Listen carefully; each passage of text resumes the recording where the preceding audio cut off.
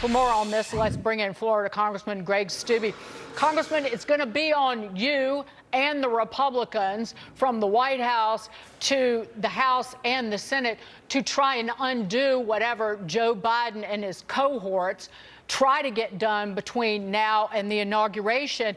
And look no further than the Department of Education is trying to push through more student loan forgiveness. Already there has been about $200 billion in student loan debt forgiven for about 4.8 million borrowers.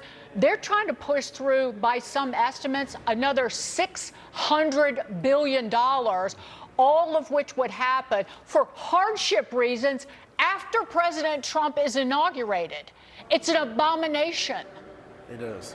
And it's sad that they feel like they have to bankrupt our country, give humanitarian aid to terrorists, do all of these things, knowing that Trump's coming in, knowing that a Republican House is returning, knowing that a Republican Senate is coming in. And we have very broad support within our conference to do away with the entire Department of Education. So, of course, they're going to try to spend as much money as they possibly can, and they know it's unconstitutional to do away with student debt. They've already been hit on that at the U.S. Supreme Court, but it's really telling that their agenda didn't work with the American people, which is why they overwhelmingly lost, even in the swing states. But they're going to try as much as they can to spend as much money as they can before Republicans take control to rein in all of that spending. Part of it is the spending, and then part of it is the complication it creates for the next administration. But I got to say, I mean, watching Donald Trump out on the world stage, if there's anybody who's going to be able to get ahead of this stuff, it seems like he's able to do that, Congressman. Well, and if the executive branch is doing this through administrative action, then the new executive branch under Donald Trump can do it through executive action and claw that money back, claw those things back. Hopefully it hasn't been spent and delegated out like this money they want to give to humanitarian organizations in Syria is going to go and find its hands into terrorists, just like the humanitarian aid that they gave to Gaza found its way into the hands of Hamas, and the money we send to Lebanon finds its way into the hands of Hezbollah. All of this stuff ends when Donald Trump becomes president, because he's going to put America first. He's going to put Americans' needs first. And finally, we will have strength in the White House as it relates to everything, including our foreign affairs. Yeah, just on the student loan forgiveness, in essence, Biden and company have saddled the 85% of Americans who have no student loan debt with the very student loan debt. It's a transfer to those people who never took the debt on, the debt of people who have degrees that make them earn six figures a year. Anyway, I digress. You were talking about the foreign aid. And Congressman, you've introduced the STAND Act to defund foreign aid during natural disasters, because there has been nothing more egregious than watching Joe Biden dole out aid in Africa while people in Western North Carolina are suffering mightily. $1 billion to Africa, while people in my district who got 3 hurricanes in 3 months, 2 in 2 weeks, who still have tarps on their roof, who still have debris out in front of their house, nothing for them. They don't get anything, but Africa, you get $1 billion.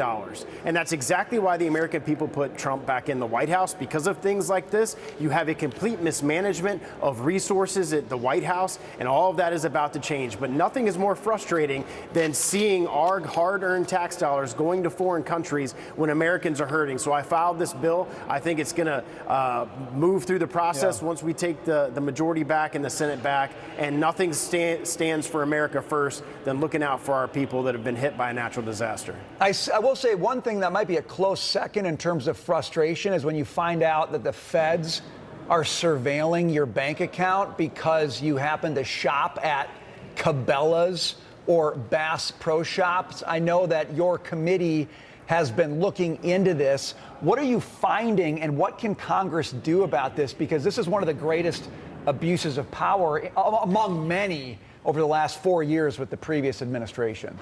Yeah, this goes all the way back to the intelligence agencies surveilling the Trump campaign in 2016. This is the deep state at work. This is the type of things that Republicans want to show the American people what was going on and then fix it. Now, the good thing is with Trump coming into the White House, a lot of this he can deal with administratively, but Congress has to act to ensure that in a future administration, this never happens again. In a future administration, the FBI is not calling your bank and asking if you spent money on guns or ammunition or firearms, even using the term MAGA or buying Republican or conservative type paraphernalia to alert you in their system so that they can then investigate you. It's un-American, it's wrong, it's going to be fixed when Trump comes in, but Congress has to address it so it never happens again. Amen. And also stop the debanking of people who are labeled politically exposed people.